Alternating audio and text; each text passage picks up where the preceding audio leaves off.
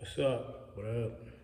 It is January, I think the 20th, Monday, Martin Luther King Day, I believe. Happy birthday, MLK. Yeah, in 2025. Fucked around and went to work today. I was slightly late, which is pretty normal. And I showed up. Nobody was there, except for the one of the managers and like a maintenance dude. They're looking at me crazy. And they're looking at me like, we're ashamed of you. It's MLK, and you should know better. You should know this. No, I'm just playing, but they were just like, there's no work today. I was like, fuck it, kept pushing on my skateboard, getting my cardio in. Yeah, living free. So I did that. Safety got back home, and it got to thinking. I was texting this guy here. I was like, man, a song I missed that was kind of things were reminding me of it. A song called "Love Below" by Andre 3000. The hardest. Man, that song to me was life changing because For me too, honestly. I was already young, fast, and free, doing me with the women's back then, as I was supposed to, that's where I was with it. It was purely physical.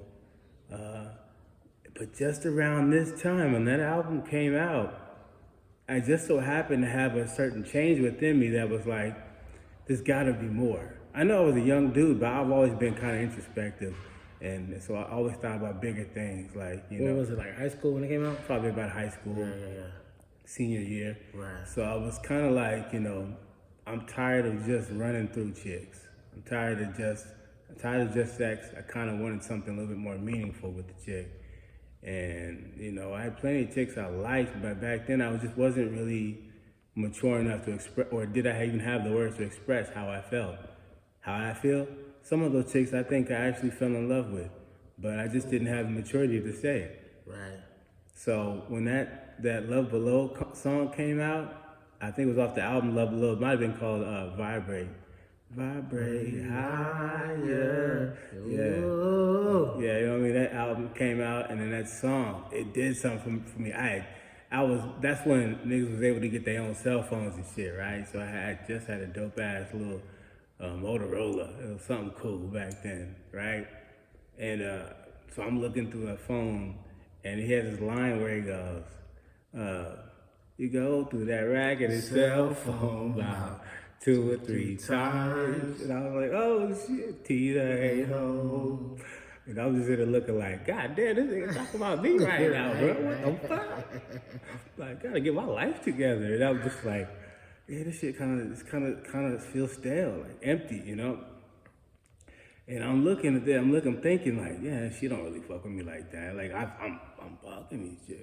I don't know if they really love me. Like I kind of felt like some of them chicks, I kind of wanted to let them know how I felt, but I was afraid that maybe they didn't feel the same about me. Mm-hmm.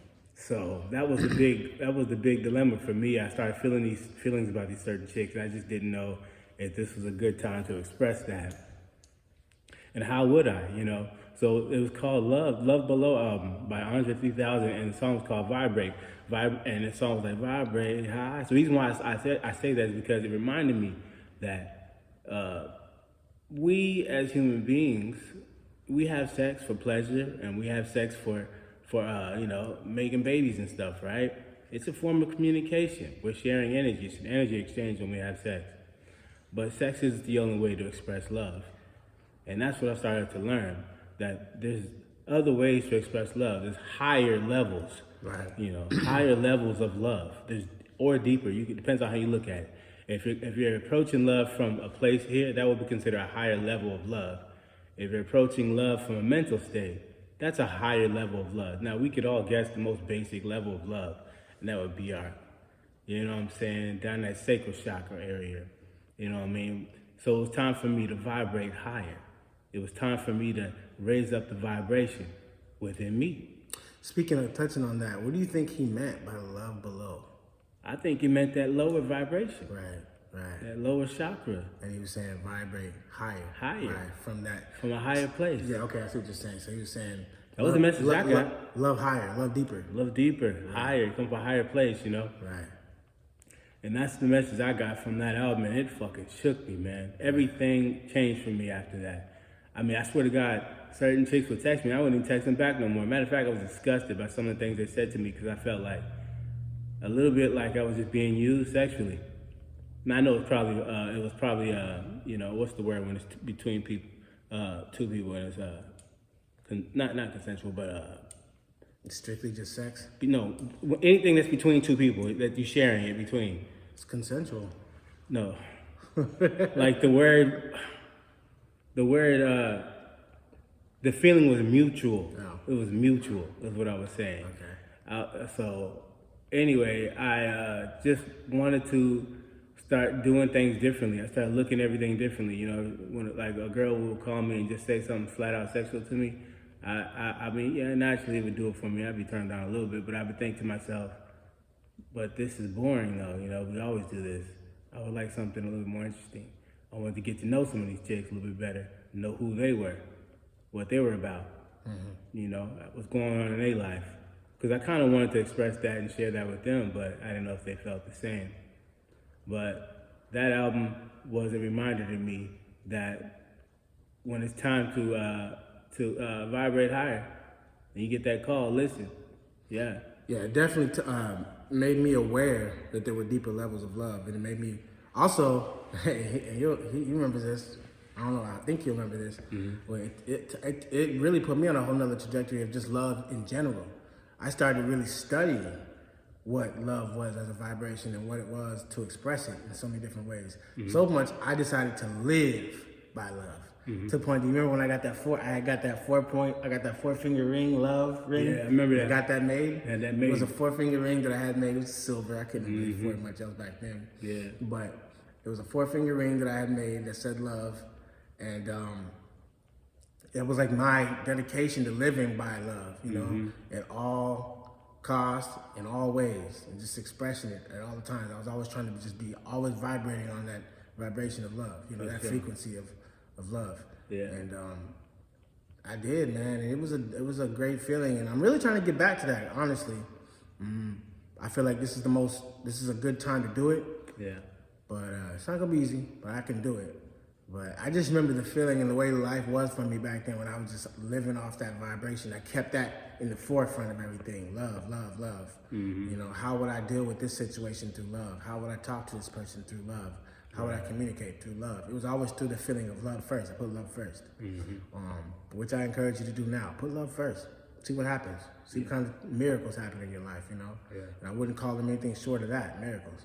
But yeah, that album right there, yeah, it did a lot for me. I'm sure it did a lot for you too. That Love Below was a beautiful album. That was his first solo album, wasn't it? Andre 3000? Yeah, I believe so. Well, I mean, it was kind of, yeah, I mean, it was like because Big Boy had Speaker Box too. Right. So it was kind of like a double album, but they had their own solo projects. Right, on it. Yeah. right. Yeah. That was a great album. Great album. About that shit. Still is, matter of fact. Yeah. Yeah, I need to just sit back and just re-listen to both albums.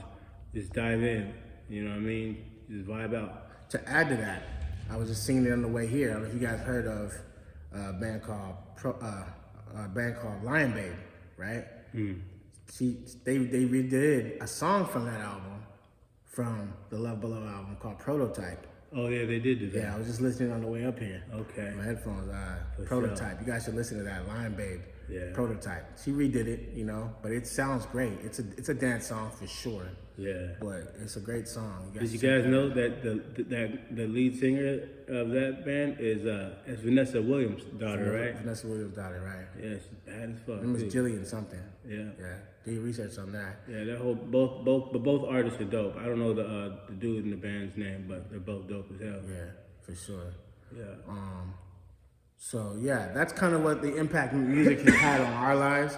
Another one that I wanted to talk about for me was a song by Pharcyde called "Other Fish in the Sea." In the sea. Now it came out way before us, before we were even in school. If I was even old enough to listen to it, But you know, we're one of them type people. Music is music; it has no age for me. You Yeah, know. yeah. So I came across it later in life. I was in high school by this time still, but it had already been out hella years before us. But my point is that when I discovered that song, which was later, I want to say it's on the Bizarre Ride album. I might be wrong, but I think it was on the Bizarre Ride album by Pharcyde, and it was called Other Fish in the Sea. And I was going through a little breakup, you know, my little puppy love situation. And, you know, that song got me through it. Other fish in the sea. You know, at that time, I had never heard that expression before. And I just remember I kept listening to it over and over and over again. And the lyrics just kind of just was funny. It was a lot of comedy in it. Pharcyde was known for a lot of comedy in their songs, too. So the comedy in it made me, kind of helped me along with realizing, dude, what are you doing? You're only, what, 17, 18 years old? Quit tripping. There's other fish in the sea. Yeah. I really thought I was so in love that I'd never find anyone ever again, you know? And I think that was like our first Feels love, that way too. at the time when you go through it. Oh, of course, definitely. If any of you guys relate to that, comment. Let us know what you think about that, because For sure. if you know about that album, let me know. Yeah. Because that was a dope album for us. You know, I related to Pharcyde so many ways because, for one, I was originally from the West Coast. Yeah. But, you know, at that time, even always has been West Coast music, especially LA music, specifically LA, was dominated by gangster shit, right? Gangster Sure. rap. But Pharcyde wasn't no gangster rappers. Don't get it twisted. Being from LA in general, I'm sure they had it in them, but Yeah. that isn't what they talked about in the music. Nah. And that's how we was. You know, that's what we related to. We know all about the gang shit. You know, we come from that, but that wasn't us, and we damn sure wasn't talking about it in the music. It's not who we chose to be. It's not what we chose to be, right? Yeah. And so that's why we related to them so much, Pharcyde. And that's what I loved about that music was they talked about other stuff outside of the street stuff. And that song right there in particular, Other Fish in the Sea, was dope. I think there's a video to it too, I want to say. You know there's other fish in the sea, That is. You know, there's other fish in the sea, that is. Yeah, so I mean, like, that was a good one too. It represented a lot about who we were, especially as LA dudes. For me, Pharcyde was definitely it, but I liked the song, The Feeling. Stop fighting that feeling. Gotta get on up off of that bullshit. Stop fighting that feeling. That shit there. Yeah. That song right there for me, when I heard that, it spoke to me because I was thinking to myself, it was basically saying like, listen to your instincts, listen to your gut, your intuition. Like, stop lying to yourself, be honest with yourself, you know? For me, oftentimes in my life, I've had very chaotic, patterns and times in my life. And there's also a time where I tend to kind of snap back into reality. And I'm like, all right, this shit is not working. We gotta do something different. You know what I mean? No matter how fun it may seem, it's just not working, not for real. You can convince yourself it is, but it ain't. And you gotta know when to say that. Right. And that's what that song said to me. So at that point, yeah, it inspired me to kind of want to just get some clarity, gain some clarity, slow down a little bit. You know what I mean? And I still remember that. I'm still like that. You know, I'm still me. You know, I'm not a perfect person. I'm still gonna be who I am, regardless, always. And it's not perfect. But perfect people ain't real. You know, I'm a real person, so I'm not perfect. But with that said, that song is always a good reminder to kind of slow down, gain some clarity. You know what I mean? And be honest with yourself. Listen to your heart. Yeah, that's the beauty of this music shit, man. It really is it saves me all the time. That's what I say like that. It saves me through all the situations. Always has, always will. Music. So what I'm saying is, I'm encouraging you to really dive into music. I don't know if you guys already are. I'm pretty sure if you're listening to us, you probably are our type of people. You probably are music people. I'm sure you are. What kind of music do you listen to? What songs are you listening to now? What songs are the songs that are like the way we describe the songs that have saved us in situations? What kind of songs are that for you? Yeah. Comment, let us know. Yeah, comment below. Yeah, this is really a part 2 to what we talked about yesterday. You know, the beauty of music and the things and how it helps transform situations, transforms lives, because it really does. I'm not exaggerating when I say that. It's healing. Yeah, it really is healing. Anybody out there learning a new instrument or trying or thinking about trying a new instrument? Right. What are you working on now? What song are you writing right now? What kind of music are you playing right now? Yeah. You know? Let us know. I'm interested. Yeah. But might fuck around and connect on something. You never know. Right. Let us know. We still do this music shit. Yeah, you we know? do this music. Yeah. I do the production still writing songs, you know. We just man, like I said, we flow with the energy, man. We listen to what the energy tells us to do. And that's where we go. Right now, the energy took us in a different direction musically, but it's still love, it's still music, we still doing it. We can't not do it because that's who we are. But if y'all out there doing anything and y'all want to connect or work on something new, a new sound, anything, man, anything that inspires you, holla at us, get in them comments, say something, like, share, subscribe. So, Yeah. What's one more song that we could talk about that was really significant? That was up. I'm trying to think. I know. Ooh, you know what it was? What's that? Dude, oh my God. what? So at the time we was living in the Midwest, right? We were living in Quincy, Illinois, right? But we still had that LA in our heart, right? So that's when I discovered Abstract Rude, right? Ab Rude. And the album was South Central Think Tank. Yeah, that was another one. Man. And once again, it probably had been out way before I even discovered it, but that's the beauty of music, you know? Mm-hmm. You can discover it way later, and it's new to you. Yeah. And it was new to me at the time when I found it. Mm-hmm. And when I saw the album cover, I just thought, South Central Think Tank, Abstract Rude, or ATU, or something like that it said. And I just thought, that's dope, you know? Didn't you have to order that shit? That was like back in the day, you had to order that shit online. Yeah. Was it online? No, you ordered from the music store and they ordered it. So what it was is that I saw the album cover, but then the CD wasn't there, so I had to ask the guy, the owner, to order it for me, which he did. Right. And I used to go there and buy my little Notch Out the Incense every week too. Yeah. And we had our own apartment back then too. Yeah, so we had like our own place at like 16. 16, so it was like our little bachelor pad and shit. Yeah. And that's another conversation. But anyway, I discovered that album, and that's when I found out who Ab Rude was, motherfucking the whole Good Life crew.